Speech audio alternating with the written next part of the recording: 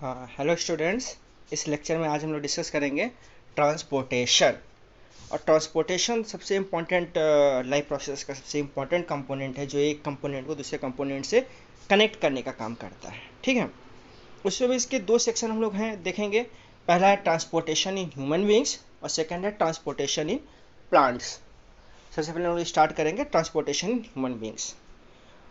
अब हम लोग एक्टिविटी 6.7 को सबसे पहले समझेंगे कि कहना क्या चाहता है, बताना क्या चाहता है। Visit a health center in your locality and find out what is the normal range of hemoglobin content in human beings. आप लोग हेल्थ सेंटर पर जाओ, वहाँ पे पता करो कि हीमोग्लोबिन का नॉर्मल रेंज क्या होना चाहिए। मैं आपको बता देता हूँ, ये जनरली 11 मिलीग्राम आपका होना चाहिए पर 100 ml में। ठीक है, मिनिमम मतलब 10 मिनिमम, तो 11 to 14 एक नॉर्मल रेंज है, 11 to 14। ठीक है, आप लोग ऐसे हेल्थ सेंटर जाने की जरूरत नहीं है, आप लोग गूगल में इसको सर्च करिएगा। ठीक, is it the same for children and adults? क्या ये चिल्ड्रन और एडल्ट्स के लिए सेम है? तो ऐसा नो, चिल्ड्रन का अपना अलग रेंज होता है और एडल्ट्स का अपना अलग रेंज होता है। Is there any difference in the haemoglobin level for men and womens? Yes, womens का हीमोग्लोबिन लेवल थोड़ा सा डाउन रहता है, 1 or 2 mg, और मेल्स का थोड़ा ज़्यादा रहता है। ठीक है, visit a veterinary clinic in your locality, find out what is the normal range of hemoglobin content in animals like buffalo and cows. आप वेटनरी मतलब पशु चिकित्सालय में जाएंगे, वहाँ पे आप जानवरों का पता लगा लेंगे। ठीक है, वहाँ भी आपको जानकारी मिल जाएगी। Is this content different in Cobbs, mails and females animals? क्या बछड़े में और मेल फीमेल जो जानवर हैं उसमें क्या सिर्फ सेम है? तो सारी जानकारी आपको मिलेगी। Compare the differences seen in male and female human beings and animals. Human beings और एनिमल में डिफरेंसेस को देखिए। How the differences if any be explained? जो भी डिफरेंसेस को समझने की कोशिश करिए।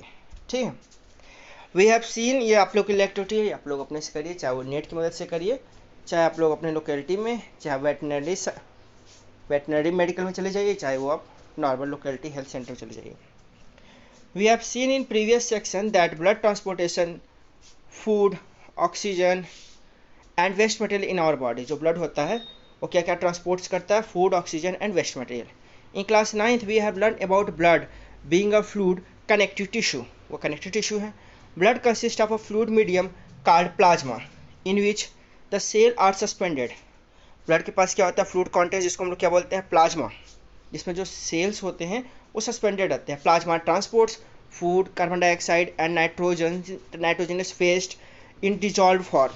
ये सब चीज़ें प्लाज्मा क्या करता है? ट्रांसपोर्ट करता है। Oxygen is carried by the red blood corpus, RBC, जिसके अंदर हीमोग्लोबिन होते हैं। Many other substances like salt are also transported by the blood. We thus need a pumping organ to push blood around the body. ठीक है, a network of tubes to reach all the tissues and a system in place to ensure that this network can be repaired if damaged. ठीक है, ये चीज़ हो गया। और pump क्या है? हमारा पंप जो है हमारा हार्ट है। पहले हम लोग इस थ्योरी पढ़ने से पहले डायग्राम समझते हैं। ये हार्ट के बेटा 4 चैम्बर होते हैं। एक का नाम राइट एट्रियम, फिर लेफ्ट आर्ट्रियम, फिर right ventricle, left ventricle, 4 chamber heart of the human beings. और जो राइट एट्रियम होता है, जो थोड़ा सा स्काई कलर में है, वो बताना चाहता है कि वो इम्प्योर ब्लड है, जहाँ पर ऑक्सीजन का लेवल कम है और कार्बन डाइऑक्साइड का लेवल ज़्यादा है। तो हमारे बॉडी में जितने इम्प्योर ब्लड होते हैं वो वेना कोवा से इनसाइड आते हैं। वेना कोवा भी 2 होते हैं, अपर वेना कोवा और लोअर वेना कोवा। तो दोनों कहाँ ओपन होंगे? दोनों होंगे राइट एट्रियम में ओपन होंगे। जो ब्लड का सारा बॉडी का सारा इम्प्योर ब्लड कलेक्ट करके कहाँ लाएंगे? राइट एट्रियम में। अपर वेना कोवा क्या हो गया? जो हार्ट के ऊपर के आर्गन्स है उनके ब्लड्स, और लोअर वेना कोवा मतलब हार्ट के नीचे जो भी आर्गन्स है उनके इम्प्योर ब्लड्स हार्ट तक पहुंचाएगा। उसके बाद क्या होगा? ये जो आपका राइट एट्रियम में इम्प्योर ब्लड है वो राइट वेंट्रिकल में जाएगा थ्रू द वाल्व। इन दोनों के बीच में एक वाल्व होता है जिसको बाई कैस्पिड या ट्राई कैप्सिड वाल्व बोलते हैं। ठीक है, ये वाल्व क्या करता है? 1 वे ट्रांसपोर्टेशन करता है। एक बार राइट एट्रियम में ब्लड आ गया तो वापस राइट वेंट्रिकल में ब्लड आ गया तो वापस राइट एट्रियम में नहीं जाएगा। ठीक है, अब यहीं से राइट वेंट्रिकल से एक वेंस जाती है जिसको बोलते हैं पल्मोनरी आर्टरीज। हमेशा हम लोग बताएंगे कि सारे आर्टरीज में प्योर ब्लड होता है, लेकिन पल्मोनरी आर्टरीज एक्सेप्शंस है जिसमें इम्प्योर ब्लड होगा। और सारे वेन्स में क्या होता है, प्योर ब्लड होता है, लेकिन पल्मोनरी वेन्स एक्सेप्शन है जिनमें प्योर ब्लड होगा। पल्मोनरी वेन्स में प्योर ब्लड होगा, जनरली वेन्स में क्या होते हैं, इम्प्योर ब्लड होता है। ये पल्मोनरी आर्टरीज करेगा क्या, ये सारे इम्प्योर ब्लड को लंग तक ले जाएगा। और लंग में क्या होगा, जैसे रिस्पिरेटरी सिस्टम में पढ़ा था, वहाँ एल्वेलाई है, वहाँ पे गैस का एक्सचेंज होगा। जैसे ही गैस का एक्सचेंज हो जाएगा तो हमारा ब्लड क्या हो जाएगा, प्यूरिफाइड हो जाएगा। ठीक है, और फिर वहाँ लंग से वापस लेफ्ट आर्टरियम में वो आएगा in through the pulmonary veins. Pulmonary vein की मदद से वापस आएगा, जो लेफ्ट आर्टरी में पहले ब्लड जाएगा, और लेफ्ट आर्टरियम के बाद वाल्व की मदद से लेफ्ट वेंट्रिकल में जाएगा, और लेफ्ट वेंट्रिकल से एरोटा के माध्यम से पूरे बॉडी में वो ब्लड क्या होगा, ट्रांसपोर्ट हो जाएगा। इतनी बात क्लियर। आप डायग्राम में सब कुछ देख सकते हैं। The heart is a muscular organ which is as big as our fist. Fist मतलब मुट्ठी, मुट्ठी के आकार का वो एक्चुअल उसकी साइज लगभग होगा। ठीक है, because both oxygen and carbon dioxide have to be transported by the blood, the heart has different chambers to prevent the oxygen rich blood from mixing with the blood containing carbon dioxide. इस तरह से designed है कि जो carbon dioxide, जो impure blood है और जो प्योर ब्लड आपस में मिक्स ना करें। The carbon dioxide rich blood has to reach the lung for the carbon dioxide to be removed and the oxygenated blood from the lung has to be brought back to the heart. The oxygen rich blood is then pumped to the rest of the body. वही जो story मैंने बताया कि पहले right atrium में क्या जाएगा, impure blood, फिर राइट वेंट्रिकल में इम्प्योर ब्लड, फिर ये लंग में जाएगा जहाँ प्योरिफिकेशन होगा, फिर लंग से वापस ये लेफ्ट एट्रियम में आएगा, फिर लेफ्ट वेंट्रिकल में जाएगा, फिर वहाँ एरोटा के माध्यम से पूरे बॉडी में उसका ट्रांसपोर्टेशन हो जाएगा। We can follow these processes step by step. Oxygen rich blood from the lungs come to the thin walled upper chamber of the heart on the left atrium. ठीक है, the left atrium relaxes when it collects this blood. It then contracts while the next chamber, the left ventricle, relaxes, so the blood is transferred to it. When the muscular left ventricle contracts in its turn, the blood is pumped out to the body. Deoxygenated blood comes from the body to the upper chamber on the right. The right atrium, as it relaxes, as the right atrium contracts, the corresponding lower chamber, the right ventricle, dilates. Contracts मतलब दबना, push करना, dilates मतलब फैलना, relax होना. This transfer blood to the right ventricle, which in turn pump it to the lung for oxygenations. Since ventricles have to pump blood into various organs, they have thicker muscular walls than the atria do. Valves ensure that blood does not flow backward when the atria or ventricle contract. यहाँ पे valves होते हैं बीच बीच में, और ये valves क्या करते हैं, बैकवर्ड मूवमेंट को ब्लॉक करते हैं। ठीक है, एक और डायग्राम हम लोग देख सकते हैं 6.11, जिसका है symmetric representation of transport and exchange of oxygen and carbon dioxide. तो जो आप ब्लू कलर वाला पूरी एरिया देख रहे हो वो डीऑक्सीजनेटेड ब्लड है बेटा, और जो रेड है वो प्योर ब्लड है, ऑक्सीजनेटेड ब्लड है। इस डायग्राम में आप समझ सकते हैं कि हमारे बॉडी से क्या हो रहा है, पूरा इम्प्योर ब्लड कहाँ कलेक्ट हो रहा है, राइट एट्रियम में कलेक्ट हो रहा है। ठीक है, फिर राइट एट्रियम से कहाँ जा रहा है, राइट वेंट्रिकल में, फिर राइट वेंट्रिकल से कहाँ जा रहा है, लंग में, पल्मोनरी आर्टरी टू लंग, फिर लंग में जो कैपिलरीज है वहाँ पे ऑक्सीजन का एक्सचेंज, ऑक्सीजन आया, कार्बन डाइऑक्साइड गया, तो ये वहाँ पल्मोनरी वेन्स जो होगा उस ऑक्सीजनेटेड ब्लड को कहाँ लेके जाएगा, ले जाएगा लेफ्ट एट्रियम में, और लेफ्ट एट्रियम से वो ब्लड कहाँ जाएगा, लेफ्ट वेंट्रिकल में, लेफ्ट वेंट्रिकल से वो ब्लड अगेन पंप हो कहाँ जाएगा, एरोटा के माध्यम से टू द बॉडी, जहाँ पे फिर ये इम्प्योर हो जाएगा ऑक्सीजन देने के बाद, फिर ये इस तरह से सर्कल चलती रहेगी। ठीक है, oxygen enter the blood in the lungs. The separation of the right side and the left side of the heart is useful to keep oxygenated and deoxygenated blood from mixing. Such separation allows a high efficient supply of oxygen to the body. This is useful in animals that have high energy needs, such as birds and mammals, which constantly use energy to maintain their body temperature. In animals that do not use energy for these purposes, the body temperature depends on the temperature in the environment. Such animals like amphibians or many reptiles have three-chambered hearts and tolerate some mixing of the oxygenated and deoxygenated blood streams. वही story है बेटा. यहाँ थोड़ा amphibians के बारे में बता रहे कि एम्फीबियन में 3 चैम्बर हार्ट होते हैं, रेप्टाइल में 3 चैम्बर हार्ट होते हैं, एम्फीबियन में 2 चैम्बर हार्ट होते हैं, जबकि हम लोग में मैमल्स हैं 4 चैम्बर हार्ट होते हैं. Fishes on the other hand have only 2 chamber. ठीक है, फिशेस में केवल 2 चैम्बर्स होते हैं. एक minute, I have to clear it.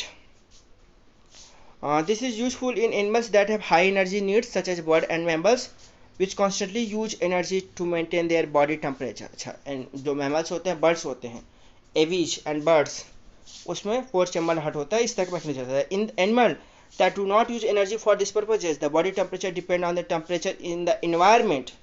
उनका बॉडी टेम्परेचर इन्वायरमेंट के टेम्परेचर के अकॉर्डिंग रहता है, जो कि ह्यूमन बींग्स क्या रहता है, इन्वायरमेंट के अकॉर्डिंग टेम्परेचर को मेंटेन नहीं करता है. जो उसका ऑप्टिमम टेम्परेचर है, जो जिस पे वो अच्छा वर्क कर सकता है 37 डिग्री सेंटीग्रेड, वो अपना मेंटेन करता है, चाहे इन्वायरमेंट के टेम्परेचर चाहे जो भी रहे. ठीक है, तो इसलिए ह्यूमन बींग्स या बर्ड्स को ज़्यादा एनर्जी लगानी पड़ती है. सच एनिमल लाइक्स एम्फीबियंस और मेनी रेप्टाइल्स, जितने एम्फीबियंस होते हैं और बहुत सारे रेप्टाइल्स हैं, have 3 chamber hearts and tolerate some mixing of the oxygenated and deoxygenated blood. इसलिए वहाँ पर थोड़ी मिक्सिंग हो जाती है, उससे उनको कोई बिग प्रॉब्लम नहीं है. सम रेप्टाइल्स के बोले कि एक रेप्टाइल से क्रोकोडाइल, जो कि एक्सेप्शंस है, जिसके पास 4 चैम्बर्ड हार्ट होते हैं. ठीक है. Fishes on the other hand have only 2 chambered to their hearts and the blood is pumped to the gills is oxygenated here the passes directly to the rest of the body. Thus blood goes only once through the heart in the fish during one cycle of the passage through the body. On the other hand, it goes through the heart twice during each cycle in other vertebrates. यहाँ पे देखो 2 बार जा रहा है heart blood, heart के अंदर एक बार impure blood आ रहा है, एक बार प्योर ब्लड आ रहा है. तो इसको डबल सर्कुलेटरी सिस्टम बोलते हैं. This is known as double circulation. ये हो गया डबल सर्कुलेशन. क्लियर हो गया कि जब 2 बार ब्लड आपके हार्ट में एंटर करे, एक बार कब किया, राइट एट्रियम में impure blood through the vena cava, और लेफ्ट एट्रियम में through the pulmonary vein pure blood enters करता है. तो 2 बार ब्लड हार्ट के अंदर एंटर कर रहा है, तो इस प्रोसेस को बोलेंगे डबल सर्कुलेशन, जो कि 4 चैम्बर्ड हार्ट में पॉसिबल है. अब ब्लड प्रेशर की बात करते हैं बच्चों. हमारे ब्लड में जो ब्लड फ्लो कर रहा है हमारे वेन्स और आर्टरीज में, उसमें ये कैसे काम कर रहा है. अच्छा, वेन्स और आर्टरीज के बारे में आप लोग को इंट्रोडक्शन दिए है कि नहीं. वेन्स का काम क्या है, आर्टरी का काम क्या है, अवे फ्रॉम द हार्ट, जो ब्लड को हार्ट से दूर ले जाए वो आर्टरी है. वेन्स का काम क्या है, टुवर्ड्स द हार्ट, जो ब्लड को हार्ट की ओर ले जाए. क्लियर. वेन्स में इम्प्योर ब्लड होते हैं, आर्टरी में प्योर ब्लड होते हैं. वेन्स में ब्लड प्रेशर थोड़ा कम होता है, आर्टरी में ब्लड प्रेशर थोड़ा ज़्यादा होता है. The force that blood exerts against the wall of the vessels is called blood vessels. Blood pressures. This pressure is much greater in arteries than in veins. Arteries में ज़्यादा होता है, veins में कम. The pressure of blood inside arteries during ventricular systole, मतलब contraction, is called systolic pressure, and pressure in artery during ventricular diastole, मतलब relaxation, is called diastolic pressure. The normal systolic pressure is about 120 mm of Hg and diastolic pressure is 80 mm Hg. इससे 120 से 80 का एक range है कि जब वो contraction करेगा तो 120 तक प्रेशर पहुंच जाएगा, जब रिलैक्स करेगा तो 80 तक पहुंचेगा. ब्लड प्रेशर नापने की मशीन है जो आपको दिखा रहा है, ये वारे की height. Blood pressure is measured with an instrument called sphygmomanometer. ठीक है. High blood pressure is also called hypertension and is caused by the constrictions of arteries. Constriction of arteries मतलब जो फैट आयल्स लेते हैं तो उनके आर्टरीज में blockage होने लगता है, जिससे प्रेशर बढ़ने लगता है, which result in increase resistance to blood flow, जो कि ब्लड फ्लो को रुकावट डालता है. It can lead to the rupture of an arteries and internal bleeding, या आर्टरीज को रप्चर कर सकता है, इंटरनल ब्लीडिंग हो सकती है. अब हम लोग ब्लड वेसल्स के बारे में थोड़ा इंट्रोडक्शन लेंगे. द ट्यूब, ब्लड वेसल्स क्या होते हैं, कैसे होते हैं. Arteries and vessels which carry blood away from the heart to various organs of the body. Arteries क्या है, arteries are the vessels which carry blood away from the hearts to various organ of the body. Heart से कहाँ जाएगा? Various organ of the body. Artery का definition हो गया, इससे आप लोग ध्यान देंगे।